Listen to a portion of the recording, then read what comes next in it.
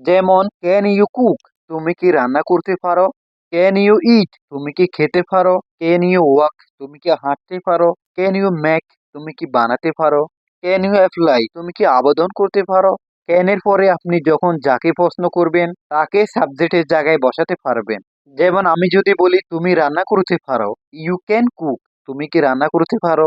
Can you cook. তুমি গান গাইতে পারো, ইউ ক্যান সিং, তুমি কি গান গাইতে পারো? Can you sing. তুমি কি নাচতে জানো? ক্যান ইউ ডান্স, সে কি নাচতে জানে? Can he dance. তুমি কি লিখতে জানো? Can you write. যখন আমরা উত্তর দিব তখন বলবো yes I can write, yes I can write, আমি লিখতে পারি। তোমার মা কি রান্না করতে পারে? Can your mother cook, can your mother cook, yes my mother can cook, আমার মা রান্না করতে পারে। ক্যান শি কুক, সে কি রান্না করতে পারে? ইয়েস শি ক্যান কুক, সে রান্না করতে পারে।